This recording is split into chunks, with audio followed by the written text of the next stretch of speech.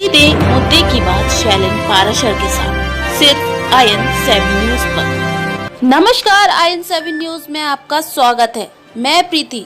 आइए नजर डालते हैं कुछ खास खबरों पर। प्रदेश की राजनीति क्या कहती है और क्या कहती है प्रदेश की जनता।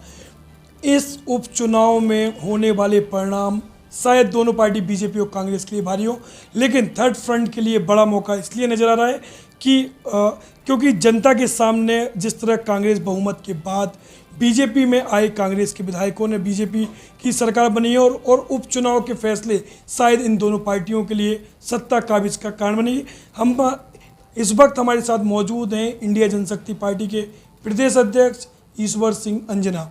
हम आपसे जानेंगे जिस तरह से थर्ड फ्रंट के लिए चुनौती है, ये पार्टी काफ़ी बड़ी है, इनका पहले से यहाँ रसूख है और पहले से इनका दबदबा है, तो कहीं ना कहीं चुनौती नज़र नहीं आती आपको?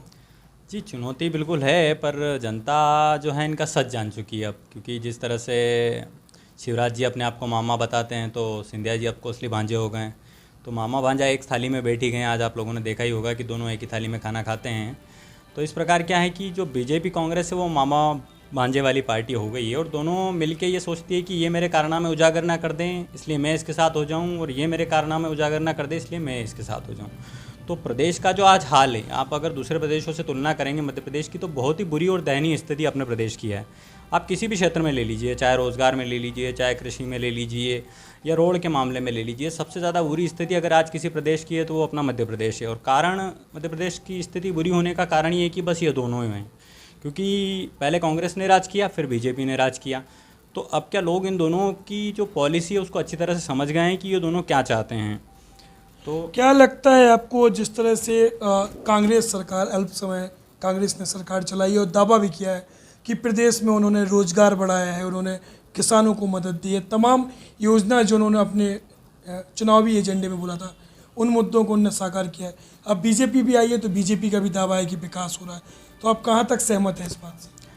जी, मुझे तो विकास कहीं दिखा नहीं अभी तक। अगर किसी को दिखा है तो वो मुझे बता सकता है, क्योंकि हाँ विकास हुआ है, मैं मान सकता हूँ। अभी एक किसान ने हत्या करी सीहोर की, जो कि राजधानी के बहुत करीब है। अगर करीब के किसानों का ये हाल है तो आप सोच सकते हैं कि जो राजधानी से 500-400 किलोमीटर दूर है उनका हाल क्या हुआ होगा।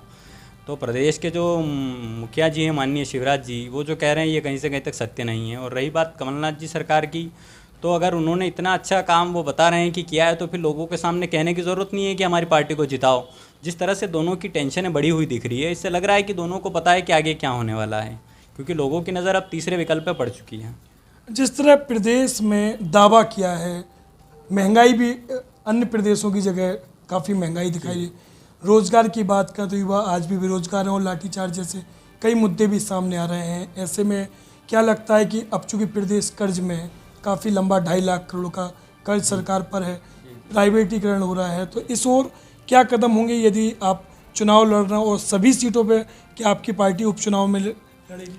जी, हमारी पार्टी सभी सीटों पे चुनाव लड़ रही हैं, और हमारी पार्टी का मेन मकसद ये है कि जिस तरह से परसों की घटना अगर आप लें भोपाल की, तो बेचारे युवा जो आए थे वो नौकरियां मांगने आए थे, और उनके साथ जो हुआ है, जो प्रदेश की सरकार ने किया है लाठीचार्ज, और जो महिलाओं को मारा पीटा, उनमें से कुछ चोटें भी आई है गंभीर। और कुछ भाइयों से मेरी बातचीत भी हुई, उन्होंने बताया कि हमें दौड़ा दौड़ा के रोड पे मारा गया है, कुछ के ऊपर केस दर्ज किए गए हैं। ये साफ जाहिर होता है कि प्रदेश की जनता किस तरह से खुश है या ना खुश हैं।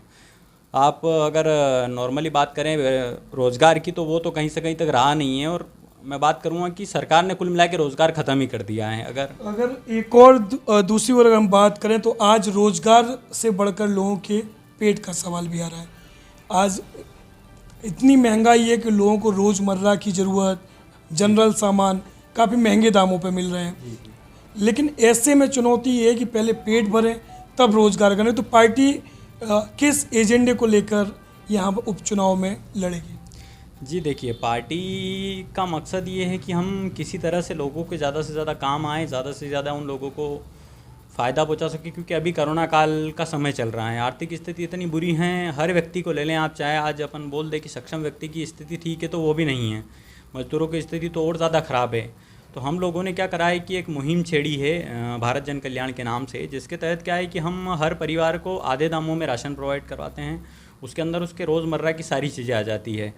और उसी प्रकार उस क्षेत्र में नौकरियां भी हम लोग दे रहे हैं। अभी हमारा मकसद है 11,000 युवाओं को रोज़गार देने का, और हर गांव तक हमारी जो योजना है कि आधे दाम में हम राशन सभी लोगों को प्रोवाइड करें, उसको चालू करा है। 30-40 जगह हमने चालू कर दिया है, और हमारा मकसद है कि प्रदेश के हर व्यक्ति को उसका फ़ायदा मिले, ताकि उनको जो इस मुसीबत में जो चीज़ चाहिए मेन खाने को, वो हम लोग कम से कम दामों में उनको दे पाएंगे, ताकि उनका आगे का जीवन थोड़ा सही सुधर पाएगा।